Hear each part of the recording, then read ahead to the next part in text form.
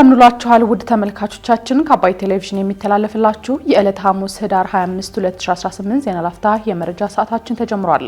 የአሜሪካው የውጭ ጉዳይ ሚኒስትር ከጠቅላይ ሚኒስትር ዶክተር አብይ አህመድ ጋር በአፍሪካ ቀንድ የሰላም ጉዳይ መወያየታቸውን የሰላም ጥሪን ያነገበ ህዝባዊ ሰልፍ በዛሬው ዕለት በጎንደር ከተማ መካሄዱን እንዲሁም የህዝብ ተወካዮች ምክር ቤት በዛሬው ስብሰባው የተለያዩ ረቂቅ አዋጆችን የብድር ስምምነቶችንና ሹመቶችን ማጽደቁን ጨምሮ ሌሎች መረጃዎችን ይዘንላችሁ ቀርበናል። ዜናዎችን እየመራው ዳሩ ሰላም ተሾመ ከእናንተ ጋር ቆይታ አደርጋለሁ። አብራችሁን ቆዩ።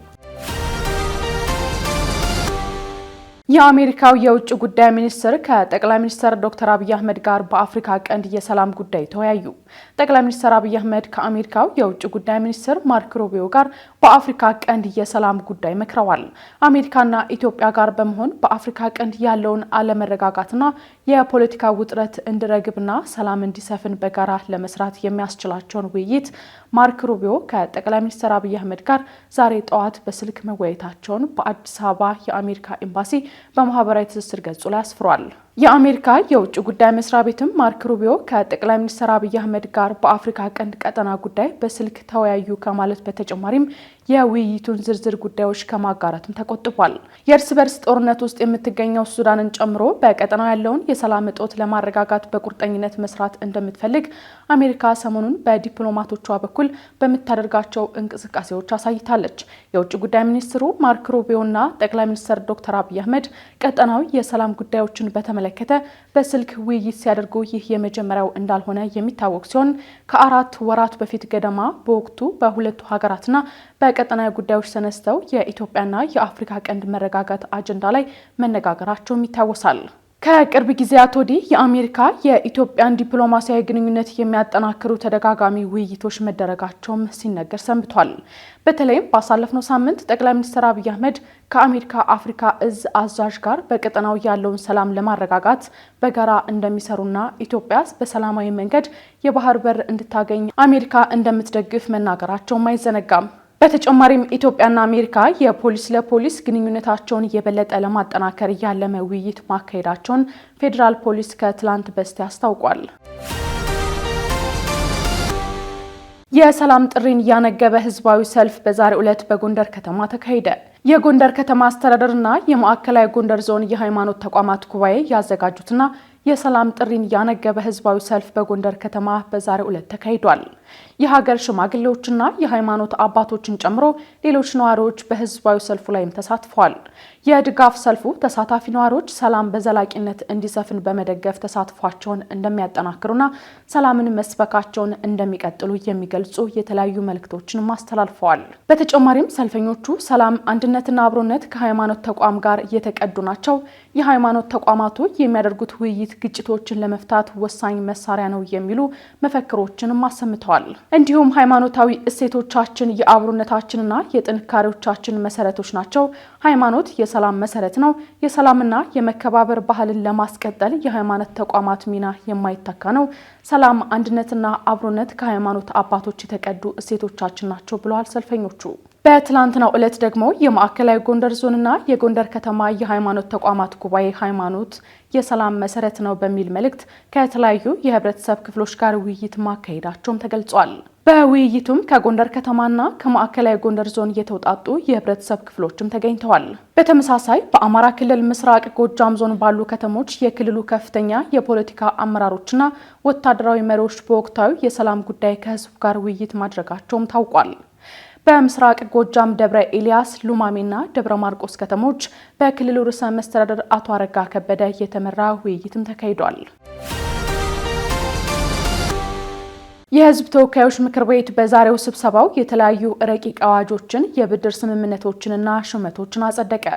ስድስተኛው የህዝብ ተወካዮች ምክር ቤት 5ኛ ዓመት የስራ ዘመን 3ኛ መደበኛ ስብሰባ በዛሬው ዕለት የተካሄደ ሲሆን በዚሁ ስብሰባ የተለያዩ ረቂቅ አዋጆችንና የብድር ስምምነቶችንም ጸድቀዋል።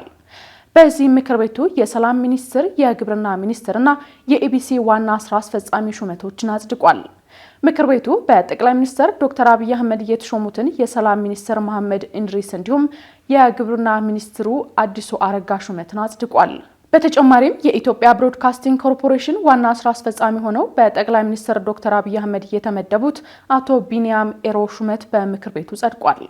ይህንንም ተከትሎ የግብርና ሚኒስትሩ አዲሱ አረጋ፣ የሰላም ሚኒስትሩ መሐመድ ኢድሪስና የኢቢሲ ዋና ስራ አስፈጻሚ አቶ ቢኒያም ኤሮ በምክር ቤቱ ፊት ቃለ መሐላቸውን ፈጽመዋል። በተመሳሳይ በዚሁ ምክር ቤት ውሎ የተለያዩ ረቂቅ አዋጆችና የብድር ስምምነቶች የጸደቁ ሲሆን ከዚህም ውስጥ የኢትዮጵያ የምርጫ የፖለቲካ ፓርቲዎች ምዝገባና የምርጫ ስነ ምግባር አዋጅ ቁጥር ለማሻሻል የቀረበ አዋጅ ይገኝበታል። በተመሳሳይ ኢትዮጵያና በዓለም አቀፍ የልማት ማህበር መካከል ለዘላቂና ንጹህ የኢነርጂ ተደራሽነት ለውጥን ለማፋጠን ፕሮግራም ማስፈጸሚያ የተደረገውን የብድር ስምምነት በኢትዮጵያና በዓለም አቀፍ የልማት ማህበር መካከል ለምስራቅ አፍሪካ የክህሎት ትራንስፎርሜሽንና ቀጠናዊ ውህደት ፕሮጀክት ማስፈጸሚያ የሚውል ተጨማሪ የብድር ስምምነቶችን ጨምሮ ሌሎች ረቂቅ አዋጆችና የብድር ስምምነቶችን ማጽደቁን ከህዝብ ተወካዮች ምክር ቤት የማህበራዊ ትስስር ገጽ ያገኘነው መረጃ ያመለክታል። የጋምቤላ ክልል ማህበራዊ ሚዲያን በመጠቀም የሐሰት መረጃዎችን በሚያሰራጩ አካላት ላይ ህጋዊ እርምጃ እንደሚወስድ አስታወቀ። የጋምቤላ ክልል የመንግስት ኮሚኒኬሽን ጉዳዮች ጽህፈት ቤት ማህበራዊ ሚዲያዎችን በመጠቀም የሐሰት መረጃዎችን በሚያሰራጩ አካላት ላይ ህጋዊ እርምጃ እንደሚወስድ አስታውቋል። የክልሉ የመንግስት ኮሚኒኬሽን ጉዳዮች ጽህፈት ቤት ኃላፊ አቶ ኡጁሉ ጊሎ አንዳንድ አካላት ማህበራዊ ሚዲያን በመጠቀም የሐሰትና ህዝብን ከህዝብ ለማቃቃር ያለሙ መረጃዎችን እያሰራጩ ይገኛሉ ብለዋል።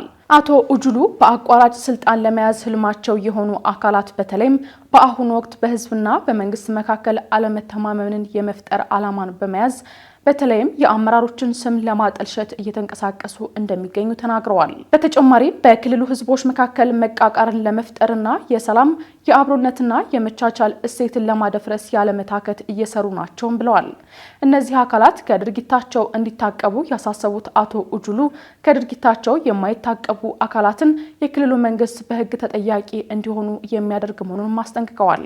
የክልሉ ነዋሪም በማህበራዊ ሚዲያ የሚለቀቁ መረጃዎችን በአግባቡ ከማጤን ባለፈ ሐሰተኛ መረጃዎችን የሚያሰራጩ አካላትን በማጋለጥ የበኩሉን ኃላፊነት እንዲወጣ መጠየቃቸውን ከክልሉ የመንግስት ኮሚኒኬሽን ጉዳዮች ጽህፈት ቤት ያገኘነው መረጃ ያመለክታል። በጋዛ መጠለያ ድንኳኖች ላይ እስራኤል በፈጸመችው የአየር ጥቃት ህጻናትን ጨምሮ ሌሎች 5 ሰዎች መገደላቸው ተገለጸ። እስራኤል ከመኖሪያቸው የተፈናቀሉ ሰዎች በተጠለሉባቸው ድንኳኖች ላይ በፈጸመችው የአየር ጥቃት 2 ህጻናትን ጨምሮ 5 ፍልስጤማውያን ሲገደሉ 32 ገደማ ሰዎች መቁሰላቸውን የሕክምና ባለሙያዎች ገልጸዋል። በአየር ጥቃቱ ጉዳት የደረሰባቸው 32 ገደማ ሰዎች የተጎዱት በሆስፒታል ሕክምና እየተሰጣቸው መሆኑ ተገልጿል። የነፍስ አድን ሰራተኞች አልናጃት ከተባለው ካምፕ አስክሬኖችን ማውጣታቸውም ተገልጿል። ይህ ካምፕ ባለፉት ጥቂት ወራት ከመኖሪያቸው የተፈናቀሉ በመቶዎች የሚቆጠሩ ሰዎች የተጠለሉባቸው በርካታ ድንኳኖችን የያዘ መሆኑም ታውቋል። የዓይን እማኞች እንደሚናገሩት የመጀመሪያው ጥቃት ኢላማ ያደረገው በአልማዋሲ የተፈናቃዮች ካምፕ ያለመ ነው ሲሉ ገልጸዋል። ቀጥሎ በኩዌት ሆስፒታል አቅራቢያ ፍንዳታ መሰማቱን ማስረዳታቸውንም ገልጸዋል። የእስራኤል ጦር ሮብ ዕለት 5 ወታደሮች ላይ የደረሰውን ጉዳት ተከትሎ የሐማስ ሽብርተኞች ላይ ጥቃት መፈጸሙን ተናግረዋል። የሐማስ ሽብር ድርጅት በተኩስ አቁም ስምምነቱ ላይ ግልጽ ጥሰት ፈጽሟል። በዚህም ሽብርተኞቹ የእስራኤል መከላከያ ሰራዊት ወታደሮች ላይ ጥቃት ፈጽመዋል ሲል መክሰሱም ተገልጿል። የእስራኤል ጠቅላይ ሚኒስትር ቤንያሚን ኔታንያሁ በዚሁ መሰረት ምላሽ እንደሚሰጥም ተናግረዋል።